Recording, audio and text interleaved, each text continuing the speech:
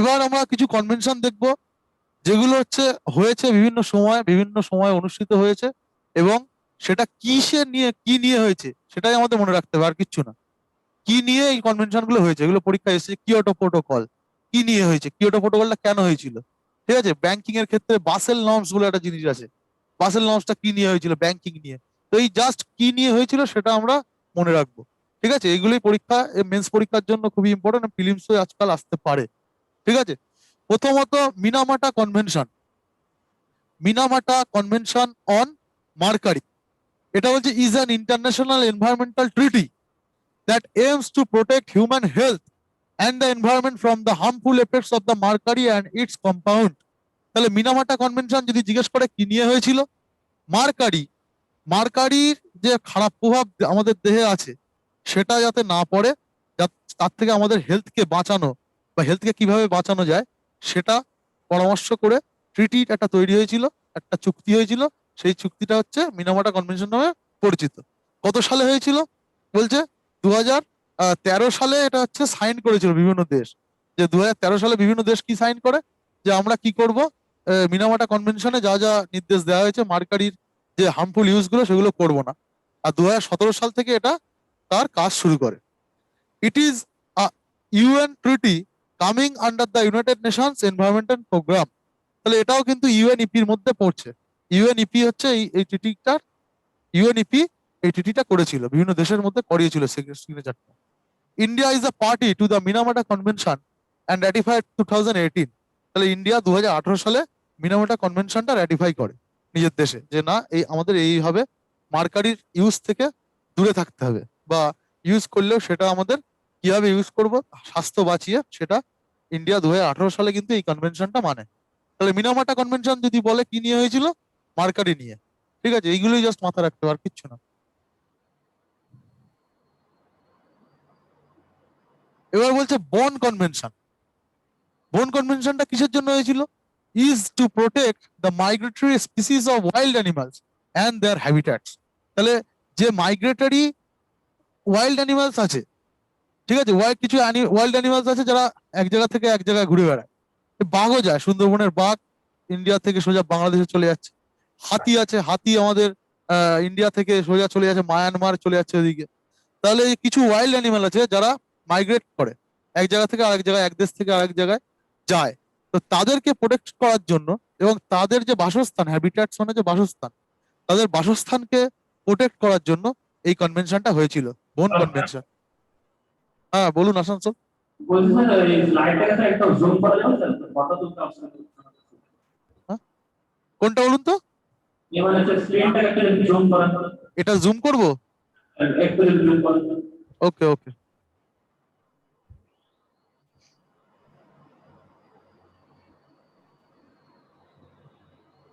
ঠিক আছে। ঠিক আছে থ্যাংক ইউ। আর একটু কমানো যাবে নাকি? একটু উপরে পড়াচ্ছিলাম, ঠিক আছে। তাহলে যে মাইগ্রেটরি, দেখা যাচ্ছে তো, যে পরিযায়ী ওয়াইল্ড অ্যানিমেলস আছে তাদেরকে প্রোটেক্ট করার জন্য, এবং তাদের যে বাসস্থান আছে সেটাকে প্রোটেক্ট করার জন্য এই যে কনভেনশনটা হয়েছিল, ঠিক আছে। দ্য লেটেস্ট কান্ট্রি টু, এটা একটা কারেন্ট অ্যাফেয়ার্স, এগুলো আসতে পারে এই বছর পরীক্ষায়। The latest country to ratify CMS is the central African Republic. তাহলে সবচেয়ে এই 2020 সালের সেপ্টেম্বর মাসে সেন্ট্রাল আফ্রিকান রিপাবলিক, এই দেশটি কি করছে, এই যে চুক্তিতে সই করছে। তাহলে এটা কিন্তু কারেন্ট অ্যাফেয়ার্স এর জন্য খুব ইম্পর্টেন্ট, মানে সব যা পরীক্ষা আছে সামনে তার প্রত্যেকটার জন্য এই কোশ্চেনটা কিন্তু খুব ইম্পর্টেন্ট, এটা মাথায় রাখতে হবে। তাহলে কোন কান্ট্রি লেটেস্ট সাইন করেছে, 2020 সালের সেপ্টেম্বরে সেন্ট্রাল আফ্রিকান রিপাবলিক এই চুক্তিতে সাইন করেছে। India has been a part of the বন কনভেনশন সিন্স 1983। তাহলে ইন্ডিয়া 1983 সাল থেকে এই কনভেনশনের কিন্তু পার্ট হয়ে আসছে। Some of the important migratory species in India আর, এই ক্ষেত্রে এটা একটা মানে রিলেটেড ম্যাটার, যেটা ইম্পর্টেন্ট। ইন্ডিয়ার কোন কোন কোন কোন ওয়াইল্ড অ্যানিমালস আছে যারা মাইগ্রেট করে, মাইগ্রেটরি স্পিসিস কোনগুলো আছে। আমুর ফ্যালকনস একটা প্রাণী, বার হেডেড গিস, ব্ল্যাক নেকড ক্রেনস, এগুলো সব পাখি। মেরিন টার্টলস, এগুলো ওই অলিভ টার্টল আছে না, এগুলো মেরিন টার্টল সব, এরা সব মাইগ্রেট করে। ডুগনস, হামব্যাক হোয়েলস, এই কিছু নাম আমাদের মনে রাখতে হবে যে এর মধ্যে কোনটা মাইগ্রেটরি স্পিসিস অফ ইন্ডিয়া। যদি জিজ্ঞেস করে তাহলে কিন্তু এইগুলো হচ্ছে, এই নাম মনে রাখলে এর থেকে পারা যাবে, জাস্ট মুখস্থ করার দরকার নেই, চোখ বোলালেই কিন্তু পরীক্ষার অপশন দেখলে মনে পড়ে যাবে। India will be the president of COP to Bonn convention till 2023। তাহলে এটাও কিন্তু কারেন্ট অ্যাফেয়ার্স। 2023 সাল অব্দি ইন্ডিয়া হচ্ছে এই বন কনভেনশনের যে সিওপি মানে কনফারেন্স অফ পার্টি হয়, মানে বিভিন্ন দেশের মধ্যে একটা সম্মেলন হয়, তো তার প্রেসিডেন্ট 2023 অব্দি থাকবে। যতগুলো সম্মেলন হবে বন কনভেনশনের উপরে, তার প্রেসিডেন্ট প্রিসাইড করবে India up to 2023। India recently hosted COP13 to Bonn convention in February 2020। তাহলে ফেব্রুয়ারি 2020 সালে ইন্ডিয়া কিন্তু এই বন কনভেনশনটা 13তম কনভেনশন মানে কোপ মানে হচ্ছে কনফারেন্স অফ পার্টিটা ইন্ডিয়া হোস্ট করে 2020 ফেব্রুয়ারিটা। এবার যেহেতু ইন্ডিয়া হোস্ট করেছিল সেই জন্য এর থিমটা আমাদের important. The theme of the 13th session of the COP to Convention on the Conservation of Migratory Species of Wild Animals was migratory species to migratory species connect the planet and together we welcome them home। এই থিমটা আমাদের মনে রাখতে হবে, এটা কিন্তু current. এক minute, এটা হচ্ছে কারেন্ট অ্যাফেয়ার্স। এই যে এখন এইগুলো যেগুলো আমরা পড়ছি এগুলো সব কিন্তু কারেন্ট অ্যাফেয়ার্স, এটা রিলেটেড। ঠিক আছে, এই যে 13তম যে সিওপি কনফারেন্স অফ পার্টি হয় বন কনভেনশনের উপরে ফেব্রুয়ারির 2020 সালে, তার থিম কি ছিল? Migratory species connect the planet and together we welcome them home. The mascot of the এই যে লাস্ট যে COP13টা হয় যেটা ইন্ডিয়া হোস্ট করে, ম্যাসকট কে ছিল গ্রেট ইন্ডিয়ান বাস্টার্ড, বা যেটাকে গিবি বলা হয়। গ্রেট ইন্ডিয়ান বাস্টার্ড বা গিবি, যার নাম মানে ম্যাসকটের তো একটা নাম দেওয়া হয়, তার নাম দেওয়া হয়েছিল কি ম্যাসকট, ম্যাসকটের নাম দেওয়া হয়েছিল গিবি। গিবিটা কি আসলে? গিবিটা হচ্ছে অ্যাকচুয়ালি গ্রেট ইন্ডিয়ান বাস্টার্ডের ছবি। ঠিক আছে, এই গ্রেট ইন্ডিয়ান বাস্টার্ড কোথায় দেখা যায় আর জানা আছে? ইন্ডিয়ার কোথায়? হ্যাঁ বলুন। মালদা? আপনার হারিয়ানা মানে হ্যাঁ, সবচেয়ে মৌসুমী অঞ্চল বা ডিজাস্টার যেগুলো অঞ্চলগুলো আছে মৌসুমী অঞ্চল ওখানে দেখা যায় মানে এটা মধ্যপ্রাচ্য অঞ্চল থেকে মানে ইন্ডিয়া সাইডে মানে ইন্ডিয়ার কোন রাজ্যে গ্রেট ইন্ডিয়ান বাস্টার্ড দেখা যায়? রাজস্থান হ্যাঁ, রাজস্থানে বড় পরিসরে শোনা শোনা যাচ্ছে না, আপনার কথা বুঝতে পারছি না। বলছি স্যার রাজস্থান হাইকা বলেছে যদি রাজস্থানে বড় তুলেছেন হ্যাঁ, রাজস্থানে দেখা যায় আর গুজরাটেও দেখা যায়। ঠিক আছে, তাহলে এই গ্রেট ইন্ডিয়ান বাস্টার্ড ছিল হচ্ছে এই COP13-এর কি ম্যাসকট, এবং ম্যাসকটটার নাম ছিল হচ্ছে গিবি বা জিবি। তাহলে এর মধ্যে থেকে আমাদের খুব অনেকগুলো কারেন্ট অ্যাফেয়ার্স আমরা পেলাম, এটা এর থেকে কিন্তু আসার খুব চান্স আছে পরীক্ষায়। হ্যাঁ বলুন। ম্যাসকট মানে কি এটা একটা লোগো টাইপের? হ্যাঁ, ম্যাসকট মিনিংসটা কি one kind of logo? Mascot মানে এটা জাস্ট সিম্বল, এটা যে কোনো অনুষ্ঠানকে রিমার্কেবল করে রাখার জন্য একটা সিম্বল করা হয়। ঠিক আছে, বিভিন্ন বিশ্বকাপে ম্যাসকট থাকে। হ্যাঁ, কোনোবার একটা পাখি থাকে, কোনোবার এই থাকে। সেই দেশে যেগুলো পাওয়া যায়, যে দেশ সেটাকে হোস্ট করে, সেই দেশের কোনো একটা উল্লেখযোগ্য জিনিসকে সিম্বল হিসেবে ইউজ করা হয় কোনো একটা অনুষ্ঠানে, সেটাকে ম্যাসকট বলে। তো এই যে COP13 যেটা হয়েছিল, ইন্ডিয়া হোস্ট করেছিল ফেব্রুয়ারি 2020-তে, তার ম্যাসকট ছিল হচ্ছে কি, ম্যাসকটের নাম ছিল গিবি বা জিবি। এবং সেটা কি আসলে, সেটা হচ্ছে একটা গ্রেট ইন্ডিয়ান বাস্টার্ডের ছবি ছিল। এবং COP13টা বন কনভেনশনে 2023 অব্দি ইন্ডিয়া প্রিসাইড করবে। ঠিক আছে, 13টা ইন্ডিয়া হোস্ট করে। এবং ইন্ডিয়ার কিছু বলছে লাস্ট যে কান্ট্রি যে হচ্ছে এর সিগনেটারি হয়, সেই কান্ট্রির নাম কি? সেই কান্ট্রির নাম হচ্ছে কি, সেন্ট্রাল আফ্রিকান রিপাবলিক। এই এই 3-4টে জিনিস খুব ইম্পর্টেন্ট। নেক্সট আপকামিং মানে 2021 সালে যা পরীক্ষা হবে প্রত্যেকটা পরীক্ষার জন্য এইগুলো কিন্তু, এই যে কারেন্ট অ্যাফেয়ার্স গুলো কিন্তু খুব ইম্পর্টেন্ট, থেকে আসার খুব চান্স আছে।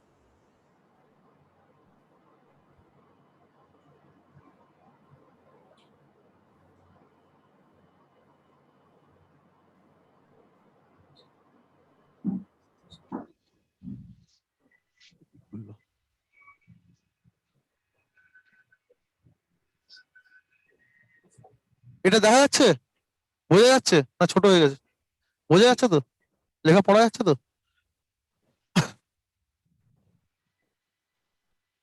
একটু ইয়ে করতে হবে উপরে এটা, দাঁড়াও। হ্যাঁ এটা তুলে।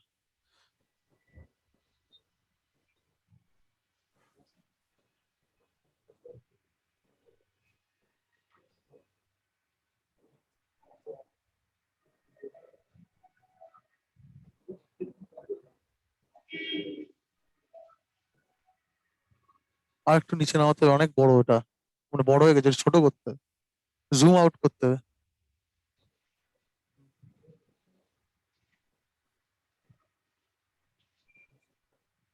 উপর নিচ করলে হয়ে যাবে। সবাই দেখা দেখা যাচ্ছে তো, এটা দেখা যাচ্ছে তো? হ্যাঁ। তো এবার নেক্সট যেটা আমরা পড়ছি, conference of parties ten Stockholm convention on president on persistent organic pollutants. তাহলে এটার নাম কি? Stockholm convention. স্টকহোম কনভেনশনটা কি নিয়ে হয়েছিল? বলছে on persistent organic pollutants, POP. এটা খুব ইম্পর্টেন্ট, এটা পরীক্ষায় অনেক পরীক্ষায় এসছে। পিওপির ফুল ফর্ম কি? Persistent organic pollutants. বা পিওপি কি, মানে সায়েন্সে কিন্তু এগুলো আসে খুব। পিওপি কি, কোনগুলোকে পিওপি বলা হয়?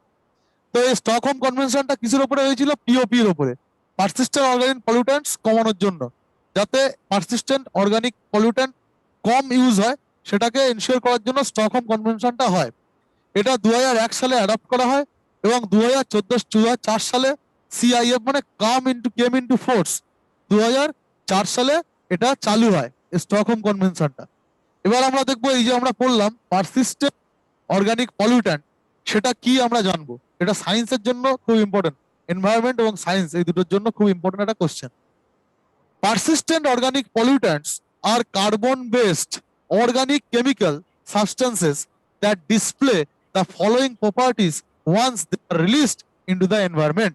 তাহলে persistent organic pollutants একটা কার্বন বেসড মানে কার্বন দিয়ে তৈরি এমন এক ধরনের, কার্বন থেকে উৎপাদিত এক ধরনের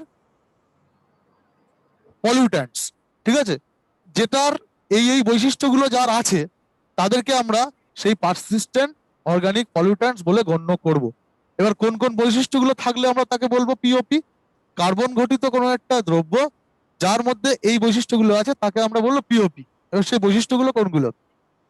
বলছে life span, they remain in the environment for long periods of time counted in years. তাহলে অনেক বছর, মানে যেটা বছর বছর দিয়ে কাউন্ট করা যায়, যে কোনো একটা পলিউট্যান্টস, কার্বন ঘটিত পলিউট্যান্টস যেটা বহু বছর ধরে পলিউশন সৃষ্টি করে আসছে, তাহলে লাইফ স্প্যানটা অনেক বড়। যে 5 মাস এসছে পলিউট্যান্টটা, সেটাকে আমরা পারসিস্টেন্ট অর্গানিক পলিউশন বলবো না, পলিউট্যান্ট বলবো না। যেটা অনেক বছর ধরে পলিউশন সৃষ্টি করে যাচ্ছে, কার্বন ঘটিত কোনো একটা দ্রব্য।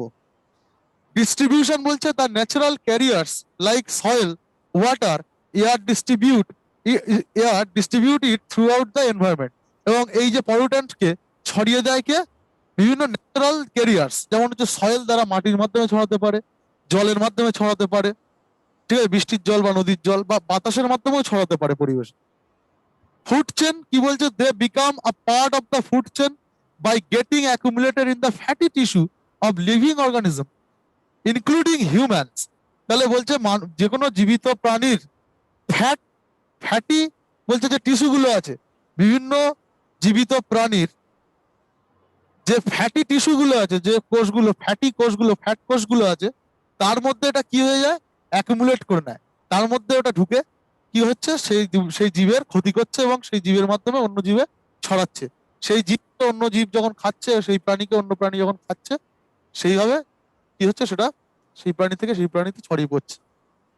এরপর বলছে টক্সিসিটি, আর কি কি করে? They are termed as toxic for both humans and wildlife. মানুষ এবং জীবজন্তু প্রত্যেকের ক্ষেত্রেই এটা বিষক্রিয়া সৃষ্টি করে। Bio accumulation, the POPs get accumulated in the fatty tissues and its concentration gets magnified. Fatty টিস্যুতে এটা অ্যাকুমুলেট হয়, সংশ্লেষিত হয়ে কি হয়? ফ্যাটি টিস্যু থেকে সেটা আরো বাড়তে থাকে, তার পরিমাণটা আরো ফ্যাটি টিস্যুর মধ্যে আরো তার পরিমাণ বাড়ায়। মানে তীব্রতা বাড়াতে থাকে। The species including at the higher level of the food chain, কি হলো তুলুন।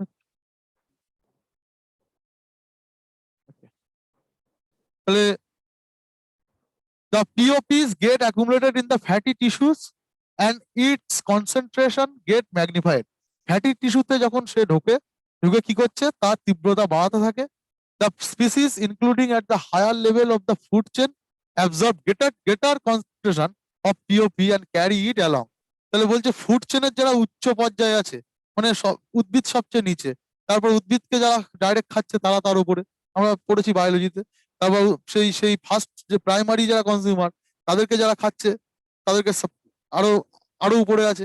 এইভাবে উপরের দিকে যারা আছে, উপরের সারিতে, সেই ফুড পিরামিড ছিল, ফুড পিরামিডের যারা উপরের সারিতে আছে তারা হচ্ছে কি সবচেয়ে বেশি এই জিনিসটা অ্যাকুমুলেট করছে।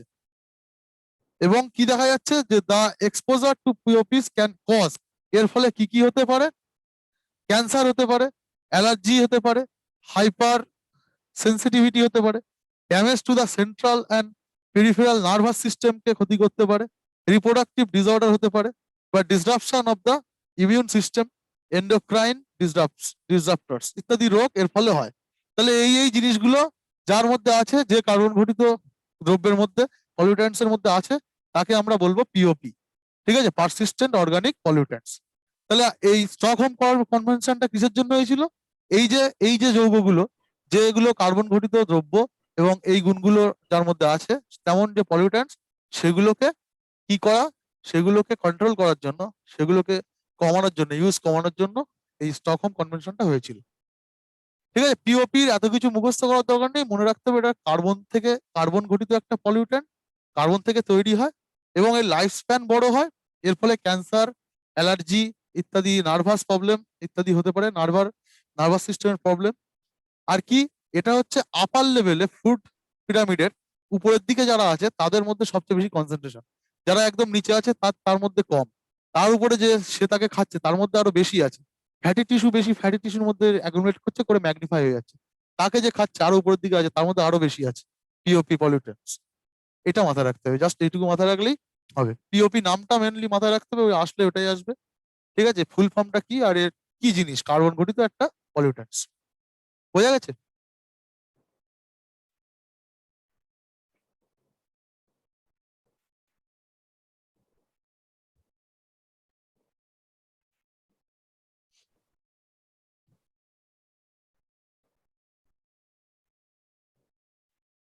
নেক্সট, এটা খুব ইম্পর্টেন্ট একটা প্রোটোকল, কিয়োটো প্রোটোকল। এটা খুব ইম্পর্টেন্ট, অনেক পরীক্ষা এসছে এবং দীর্ঘদিন ধরে আসছে, এখনো important. It is an international treaty to reduce green house gas emission. তাহলে কিয়োটো প্রোটোকলটা কি নিয়ে হয়েছিল, কিসের জন্য এই প্রোটোকলটা?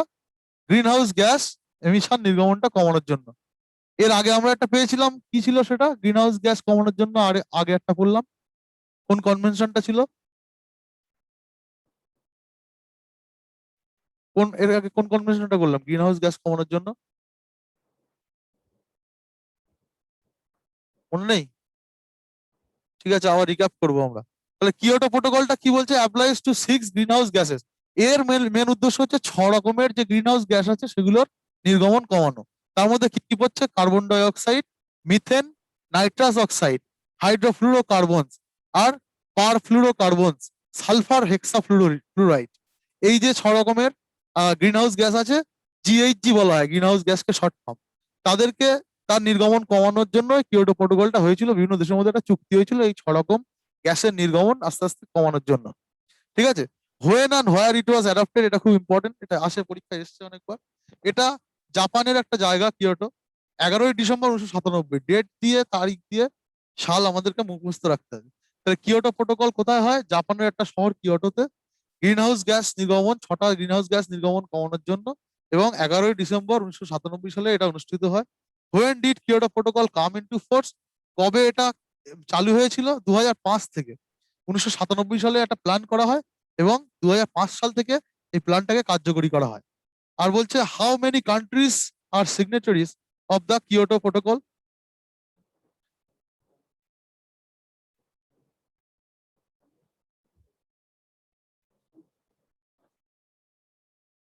কতগুলো কান্ট্রি এই প্রোটোকলে সই করেছিল? 84 কান্ট্রিজ। 84 কান্ট্রিজ এই যে প্রোটোকলে সাইন করেছিল।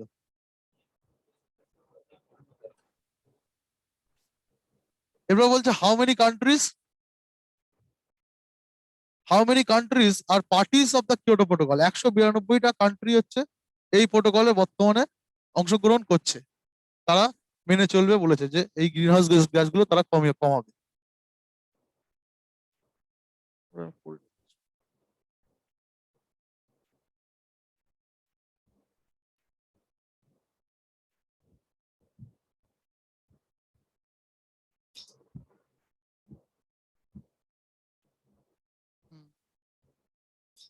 পরে শেষের দিকে how many countries are signatories of the Kyoto protocol, 84, তারপরটা হয়েছে শেষ। হ্যাঁ, ঠিক আছে। তাহলে কিয়োটো প্রোটোকল জানলাম আমরা, 196টা কান্ট্রি হচ্ছে এর মধ্যে এখন অংশগ্রহণ করছে, 196 কান্ট্রি। নেক্সট যেটা আসছে Montreal protocol. Montreal protocol is related to the regulation of ozone depleting. এইটুকু মাথায় রাখলেই হবে। কিসের জন্য? ওজোন ওজোন গ্যাসের ওজোন গ্যাসের যে স্তরটা আছে, যেটা সূর্যের অতি বেগুনি রশ্মিকে আটকায় আসার থেকে, সেই যে ওজোন স্তরটাকে রক্ষা করার জন্য এই মন্ট্রিল প্রোটোকলটা হয়েছিল। কত সালে হয়েছিল? 1987 সালে। কত সালে সেটা কার্যকর হয়? 1989 সালে। এই কেম ইনটু ফোর্স, এই ডেটটা বেশি ইম্পর্টেন্ট। কত সালে কার্যকরী হয়? 1989 সালে। তাহলে মন্ট্রিল প্রোটোকল কিসের জন্য? ওজোন স্তরের যে ডিপ্লেশন হচ্ছে সেই ডিপ্লেটিংটাকে কমানোর জন্য। Next Cartagena protocol. Cartagena protocol, the full name of the treaty is Cartagena protocol on biosafety to the convention on biological diversity. এটাও বায়োলজিক্যাল ডাইভার্সিটি এবং বায়োসেফটির জন্য তৈরি হয়েছিল। The Katagana Protocol on Biodiversity seeks to protect biodiversity from the potential risks caused by LMOs. তাহলে আবার একটা নতুন ওয়ার্ড পাচ্ছি, POP এর মতো। LMO এর থেকে LMO এর দ্বারা মানুষের যে ক্ষতি হচ্ছে বা বায়োডাইভার্সিটি যে নষ্ট হচ্ছে, সেটাকে প্রোটেক্ট করার জন্য এই প্রোটোকলটা হয়, কাটাগানা প্রোটোকল। তাহলে এলএমও কি? এলএমও হচ্ছে জিএমও, এবং এলএমও কি আমরা জানবো। GMO stands for genetically modified organism. মানে জিন, তার মধ্যে কোনো একটা দ্রব্য আছে, সেই দ্রব্যটার মধ্যে জিনের পরিবর্তন ঘটিয়ে একটা নতুন দ্রব্য তৈরি করা হচ্ছে, সেটাকে বলছে জেনেটিক্যালি মডিফাইড। ঠিক আছে? বিটি ব্রিঞ্জাল বলে একটা বেগুন হয়, তার মধ্যে একটা জিন প্রয়োগ করে সেটা হচ্ছে সেই বেগুনটার পুষ্টিগুণ বাড়ানো হয়েছিল, বিটি ব্রিঞ্জাল বলা হয়।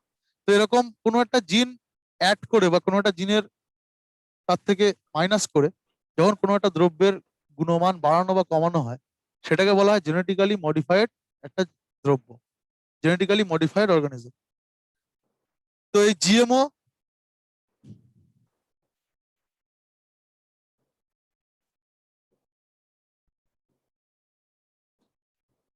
মানে হচ্ছে জেনেটিক্যালি মডিফাইড অর্গানিজম, এলএমও মানে হচ্ছে living modified organism. Both genetically mean the same thing. ঠিক আছে? Living organisms that have been genetically modified using modern technology.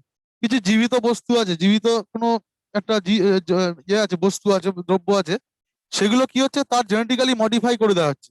করে দেওয়ার ফলে যে যে দ্রব্যটা, নতুন যে দ্রব্যটা তৈরি হচ্ছে, তাকে বলছে লিভিং অর্গানিজম। মানে জেনেটিক্যালি মডিফাইড লিভিং অর্গানিজম, সেটাকেই বলা হচ্ছে LMO। আর জিএমও মানে হচ্ছে জেনেটিক্যালি মডিফাইড, কিন্তু সেটা লিভিং নয়। যখন হচ্ছে লিভিং নয় তখন জিএমও, আর যখন সেই সেই অর্গানিজমটা লিভিং আছে, জীবিত, তখন সেটাকে বলা হচ্ছে LMO। তো অনেক জিনিসের মধ্যে জেনেটিক্যাল চেঞ্জ করছে, যে মডার্ন টেকনোলজি অনেক জিনিসের, অনেক ভাইরাসের মধ্যে কি হচ্ছে, জেনেটিক্যাল পরিবর্তন ঘটিয়ে সেই ভাইরাসের কার্যকারিতা বাড়াচ্ছে বা কমাচ্ছে, তাকে আরো দুর্বল করে দিচ্ছে। তো এর ফলে দেখা যাচ্ছে যে বিভিন্ন দেশে, একটা দেশের জেনেটিক্যালি মডিফাইড দ্রব্য অন্য দেশে গিয়ে সেই দেশে বিভিন্ন রোগের সৃষ্টি করছে। তো সেই যে যাতে সেটা না হয়, বা সেই দেশের বায়োডাইভার্সিটিকে নষ্ট করে দিচ্ছে। ঠিক আছে? একটা দেশের বায়োডাইভার্সিটি, একটা সুন্দরবন অঞ্চল ভালো, সেখানে দেখা যাচ্ছে জেনেটিক্যালি মডিফাইড একটা টেকনোলজির দ্বারা সৃষ্ট এমন একটা বস্তু পাঠানো হলো, এবং সেটা গিয়ে সেখানকার পশু পাখি সবার ক্ষতি করছে। তার ফলে কি হবে? সুন্দরবনের বায়োডাইভার্সিটি নষ্ট হবে। তাহলে এই জেনেটিক্যালি মডিফাইড কোনো দ্রব্য দ্বারা যাতে কোনো অঞ্চলের বায়োডাইভার্সিটি নষ্ট না হয়, সেটাকে এনশিওর করার জন্য এই কাটাগানা প্রোটোকলটা হয়েছিল। বোঝা গেছে? এর ফুল ফর্ম দুটো মনে রাখতে হবে, জিএমও আর এলএমও, POP এর মতো। বলছে is India party to Cartagena protocol? Yes, India is a party to this protocol. ইন্ডিয়াও এই প্রোটোকলের একটা অংশ, মানে অংশ। ঠিক আছে,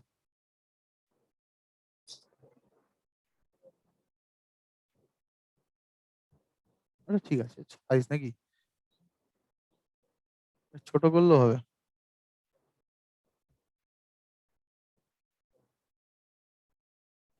দেখা যাচ্ছে সবাই? ঠিক আছে, দেখা যাচ্ছে না?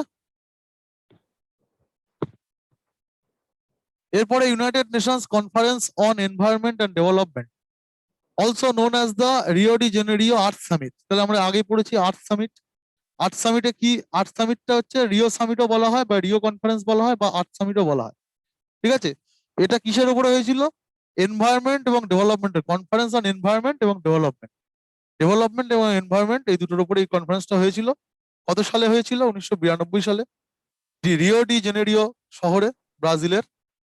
এর আউটকাম, ইম্পর্টেন্ট আউটকাম, এর থেকে কি কি চুক্তি এসেছিল? রিও ডিক্লারেশন বলে একটা ডিক্লারেশন পাওয়া গেছিল। এজেন্ডা 21, এটা আসে পরীক্ষায় যে এজেন্ডা 21 কোন সামিটের সাথে যুক্ত? তাহলে আর্থ সামিট বা রিও ডি জেনেরিও কনফারেন্সের সাথে যুক্ত। আর হচ্ছে ফরেস্ট প্রিন্সিপালস বলে এই তিনটে আউটকাম এর থেকে এসেছিল। তো আমাদেরকে এইটা মাথায় রাখতে হবে, এজেন্ডা 21টা কিন্তু রিও সামিটের সাথে যুক্ত, যেটা 1992 সালে হয়। আর significant accomplishment of the summit was an agreement on the climate change convention which in turn led to the Kyoto Protocol। তাহলে কিয়োটো প্রোটোকলের সময় আমরা পড়েছি। আর 2015 সালে প্যারিস এগ্রিমেন্ট হয়েছিল, যেটার থেকে আমেরিকা আবার পরে বেরিয়ে যায় ডোনাল্ড ট্রাম্পের সময়। প্যারিস এগ্রিমেন্ট থেকে ক্লাইমেট চেঞ্জের উপরে হয়েছিল। তো এই প্যারিস এগ্রিমেন্ট এবং যে কিয়োটো প্রোটোকল হয়, সেটার সেটা কিন্তু এই যে কনভেনশনটা আর্থ সামিট, সেখান থেকেই মানে এর প্ল্যানটা হয়েছিল, যে প্যারিস এগ্রিমেন্টটা এবং কিয়োটো প্রোটোকল যেটা হয় সেটা এই আর্থ সামিটের ফলশ্রুতি। এই দুটো মনে রাখতে হবে। ঠিক আছে, আচ্ছা এবার আমরা একটু আগের জিনিসগুলো একটু রিক্যাপ করে নেবো, হালকা করে করে নিয়ে নেক্সট ইকোনমিতে যাব 18 থেকে। আমি করে নিচ্ছি, আর লেখালেখির কিছু নেই। তাহলে প্রথমে পড়েছিলাম আনক্লস। আনক্লসের কাজ কি? ইউনাইটেড নেশনস সিএলওএস এর কাজ কি? তাহলে সমুদ্রের বিভিন্ন নিয়ম ঠিক করা। হাই সিতে কোন দেশ প্রবেশ করতে পারবে বা পারবে না সেই নীতি নির্ধারণ করা, যদি প্রবেশ করে ফেলে তাকে শাস্তি দেওয়া বা বিচার করা, সেগুলো হচ্ছে আনক্লসের কাজ। আনক্লসের আন্ডারেও বিভিন্ন ছোট ছোট বডি আছে, মানে বিচার করার জন্য কোর্ট আছে। ঠিক আছে, তারা কি করে? নিয়ম নীতি নির্ধারণ করে। রিভার মানে সি বেড থাকে, সি বেডে বিভিন্ন জিনিস থাকে, সি বেডের বিভিন্ন সম্পদের রক্ষা করা, কারা ব্যবহার করতে পারবে না করতে পারবে সেটা নীতি নির্ধারণ করা কাজ হচ্ছে আনক্লজের। এটা ইউনাইটেড নেশনের একটা কনভেনশন।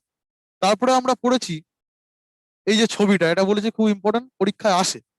ঠিক আছে, তাহলে এক্সক্লুসিভ ইকোনমিক জোন কত দূর পর্যন্ত? Up to 200 nautical mile. 12 nautical mile অব্দি কি? 12 নটিক্যাল মাইল অব্দি হচ্ছে টেরিটোরিয়াল জোন, আর 24 অব্দি হচ্ছে কন্টিগিউয়াস জোন। নেক্সট আমরা কি পড়েছি? United Nations framework convention on climate change, UNFCCC, 1994তে come into force, headquarter Germany Bonn. UNFCC legally binding নয়, এবং এর কাজ কি? এর কাজ হচ্ছে ক্লাইমেট চেঞ্জ মানে গ্রিন হাউস গ্যাসের কি করা, এমিশনটা কমানো। এটা হচ্ছে এর প্রধান কাজ, গ্রিন হাউস গ্যাস। ঠিক আছে, ইউএনএফসিসির প্রধান কাজ হচ্ছে গ্রিন হাউস গ্যাসের নির্গমন কমানো। Next, United Nations convention on biological diversity, এটা আমরা খুব ভালো করে পড়েছি। বায়োলজিক্যাল সাস্টেনেবল ডেভেলপমেন্টের মাধ্যমে বায়োলজিক্যাল ডাইভার্সিটিকে রক্ষা করা। এর প্রধান কাজ কি? সাস্টেনেবল ডেভেলপমেন্ট এনশিওর করা। ঠিক আছে, to protect the biological diversity. Next আমরা পড়েছি United Nation convention to combat desertification. এটা কিছুই নেই, নামের মধ্যেই সবকিছু রয়েছে। ডেসার্টিফিকেশন কমব্যাট করা বা ড্রট কমানো। মিনামাটা কনভেনশন, মিনামাটা রোগ হয় কিসের জন্য? মার্কারির থেকে। তাহলে মিনামাটা রোগ তার সাথে মাথায় রাখতে হবে যে মিনামাটা কনভেনশন যেটা হচ্ছে মার্কারির দূষণ নিয়ন্ত্রণ করার জন্য। এরপরে পড়েছি বোন কনভেনশন, এটা মাইগ্রেটরি স্পিসিস এটা মনে রাখার একটা নিয়ম, মানে এটা সূত্র হচ্ছে ওয়াইল্ড অ্যানিমালস। তো ওয়াইল্ড অ্যানিমালস কোথায় থাকে? বনে থাকে। তাহলে বন কনভেনশন তার থেকে মাথা রাখতে হবে যে মাইগ্রেটরি ওয়াইল্ড অ্যানিমাল আছে, সেই তাদেরকে, তাদের এবং তাদের হ্যাবিটেটকে মানে বাসস্থানকে রক্ষা করা। এরা বনে থাকে বলে এর নাম হচ্ছে বন কনভেনশন। এইভাবে মানে মনে রাখার একটা ট্রিক। তারপরে আমরা পড়েছি স্টকহোম কনভেনশন। তার সাথে যুক্ত ছিল কি পিওপি, পারসিস্টেন্ট অর্গানিক পলিউট্যান্টস। কিসের থেকে সৃষ্টি হয় সেই পলিউট্যান্টসটা? কার্বন থেকে। এবং তার কিছু বৈশিষ্ট্য আমরা পড়েছিলাম, লাইফ স্প্যান অনেক বেশি হবে এবং বিভিন্ন রোগ সৃষ্টি করবে এবং সবারই উদ্ভিদ প্রাণী সবারই ক্ষতি করবে, ঠিক আছে, ইত্যাদি ইত্যাদি বৈশিষ্ট্য আমরা পড়েছিলাম। নেক্সট আমরা পেয়েছি কিয়োটো প্রোটোকল, যেটা আর্থ সামিট থেকে হয়েছিল। এরও কাজ কি? 6টা নির্দেশিত গ্রিন হাউস গ্যাসের নির্গমনকে কমানোর জন্য বিভিন্ন দেশের মধ্যে একটা চুক্তি, সেটা হচ্ছে কিয়োটো প্রোটোকল, যেটা হচ্ছে আর্থ সামিটের, যেটার ডিসিশন নেওয়া হয়েছিল 1992 সালে। এবং এটা 1997 সালে এটা হচ্ছে অ্যাডাপ্ট করা হয় এবং 2005 সালে এটা চালু হয় এবং বর্তমানে 192টা কান্ট্রি হচ্ছে এর সিগনেটারি। নেক্সট কি আসছে? নেক্সট মন্ট্রিল ছিল ওজোন গ্যাসের, ওজোন স্তরের যে ক্ষয় সেটাকে রক্ষা করার জন্য মন্ট্রিল প্রোটোকল 1989 সালে। কাটাগানা প্রোটোকল, কাটাগানা হচ্ছে জিএমও এলএমও, মানে এলএমও মানে হচ্ছে ওই যে যে এগুলো ছিল, মানে জেনেটিক্যালি মডিফাইড যেগুলো ছিল লিভিং অর্গানিজম, তাদের থেকে যাতে বায়োডাইভার্সিটি বাঁচানো যায় সেই জন্য আমাদের কাটাগানা প্রোটোকল হয়েছিল। লাস্ট আমরা পড়েছি আর্থ সামিট বা রিও সামিট, যেটা 1992 সালে রিও ডি জেনেরিওতে হয়েছিল এবং এর থেকে এজেন্ডা 21 বলে একটা এজেন্ডা তৈরি করা হয়েছিল। এটা খুব ইম্পর্টেন্ট, এজেন্ডা 21 কোথায় তৈরি করা হয়? আর্থ সামিটে, ঠিক আছে। এবং এর থেকেই মানে এই সামিটের ফলশ্রুতি হিসেবে এই কিয়োটো প্রোটোকল, যেটা 1997 সালে হয়, ঠিক আছে, 6টা গ্রিন হাউস গ্যাস কমানোর জন্য। এবং প্যারিস এগ্রিমেন্ট, যেটা 2015 সালে হয়, যেটা থেকে আমেরিকা আবার বেরিয়ে গেছিল, আবার বাইডেন এসে বলেছে যে আমরা আবার প্যারিস এগ্রিমেন্টে আবার সাইন করব, ঠিক আছে। তো এই দুটো 2015 প্যারিস এগ্রিমেন্ট এবং 1997 এর কিয়োটো প্রোটোকল, এই দুটো কিন্তু এর সূত্রপাত হয়েছিল এই যে আর্থ সামিটের মাধ্যমে, যেটা 1992 সালে রিও ডি জেনেরিওতে হয়েছিল। তাহলে আমরা আজকে এই অবধি আমরা ইউএন শেষ করলাম এবং ইউএন এর দুটো পার্ট এইভাবে শেষ হলো। আগে গতদিন একটা হয়েছিল আর আজকে শেষ হয়ে গেল ইউএন। এবং এটা খুব ইম্পর্টেন্ট, মেন্স পরীক্ষায় এই ইউএন থেকে প্রচুর প্রশ্ন এসছে, ডব্লিউবিসিএস মেন্স পরীক্ষায়, ঠিক আছে, এবং সেন্ট্রাল গভর্নমেন্টের বিভিন্ন প্রিলিমস পরীক্ষাতেও এর ছোট ছোট জিনিসগুলো মানে অ্যাব্রিভিয়েশন ফর্মগুলো খুব ইম্পর্টেন্ট, কোথায় হেডকোয়ার্টার সেটা ইম্পর্টেন্ট, এবং কাজ কি এইটুকু। মেন্স পরীক্ষার জন্য কাজ টাজগুলো বেশি ইম্পর্টেন্ট, কিন্তু এই প্রিলিমস পরীক্ষার জন্য মোটামুটি নামটা শোনা থাকতে হবে, কত সালে কেম ইনটু ফোর্স, ইন্ডিয়া কত সালে র্যাটিফাই করে, এই তিনটে জিনিস মাথায় রাখতে হবে। আর কাজগুলো মেন্স পরীক্ষার জন্য ইম্পর্টেন্ট। আর এই যে ছোট ছোট যে জিনিসগুলো পাচ্ছি, পিওপি সেটা কি জিনিস, তার ফুল ফর্ম কি, জিএমও কি, এলএমও কি, তার ফুল ফর্ম কি, এগুলো সায়েন্সে কিন্তু আসে, প্রিলিমসও আসে, মেন্সও আসে।